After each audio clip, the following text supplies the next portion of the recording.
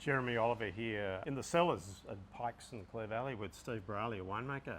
And Steve, we're going to have a bit of a cruise around your cellar and look at some of the Rieslings that have come through from 2024, and we're going to have a bit of a look. You're doing some interesting things with red fermentation.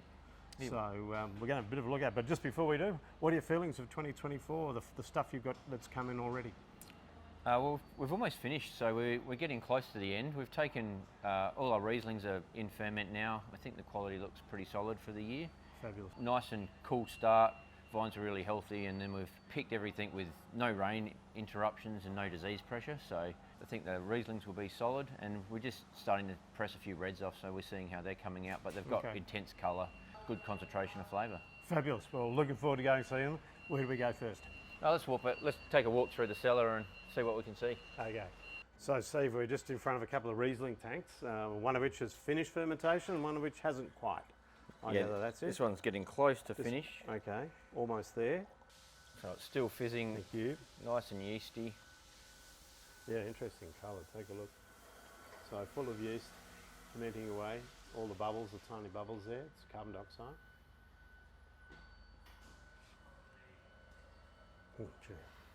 Really clean and fresh florals. Yeah. What level is this? Is this your traditional? These two tanks are destined for Merle. For Merle, I was going to say that there's beautiful sort of. That's more Merle. That's sort of more pear apple skin. They're from the same block. This one was machine harvested, and this one was hand picked. Okay. And what are you finding? You know, if you're looking at differences between machine harvested these days, machine harvesting is particularly good. I remember I was working in Coonawarra in the early 80s. You know, the harvesters, I think, worked on the principle the harder you hit a grapevine, the more likely something was to fall off it. But these days the harvesters are fantastic. But what kind of difference do you find between harvested and hand harvested? It depends on the year, but our huge advantage is that we can hand harvest and have it in the facility and in the press and off skins in about half an hour. Wow. And if we had to physically move our grapes from here to another winery, then that's when your time on skins and your quality downgrade happens. So it's relatively similar to hand-picked stuff, and if you hand-pick on a warm day, sometimes the quality of that goes down a little bit because it's so hot on the fruit. We do have a cold room to be able to chill that fruit down, but So in other words, you're mechanically harvesting at night. Yep. And just in your words, what are the advantages of? So this is unusual for people who aren't aware. A lot of around the world, especially in areas like Clare where you've got really cool nights, what are the advantages of night harvest? Definitely the coolest of harvest. So the best fruit comes in early in the morning. It comes in at a really good temperature. Sometimes they're like less than 10 degrees, which is great. It goes through our chiller, and then it goes into the press. When we hand pick, it has to happen during the day. So we try to choose a cooler day, but sometimes that's not possible. So we try to aim for a cool day, and this was picked on one of the coolest days of vintage, which was great, and it looks pretty spectacular too. So fantastic. And what do you find with night harvesting? You find any perceptible difference in acidity and perfume? Do you get anything that you can notice?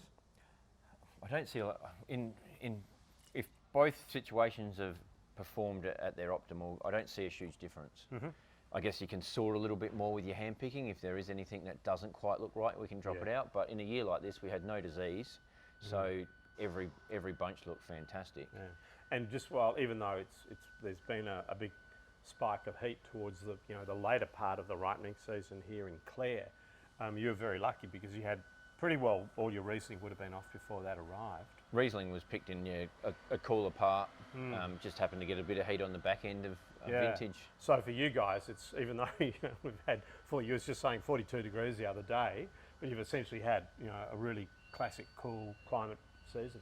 It wasn't 40, not 42 in Clare. We've only had one day of 40 this year, which is good. So this ferment was shut down a few days ago, so it's cool. Wow. It's had a little addition of sulphur. Shows purity, and what Merle is it's a wine that we're there to show the purest expression of Riesling, and this once it's finished its time and it's sitting on its lees and we come to classification, it will be right up there with our best parcels that we've made. Okay, so what you're really seeing here with the Pikes Merle, which is at the reserve level, is this, as Steve's saying, this purity. So you got this beautiful kaffir lime, lemon, pear, apple skin all together. It's translucently clear, and it's got this incredibly fine texture beneath it. And the fineness of that wine is what I associate with the Merle. It's a purity and fineness.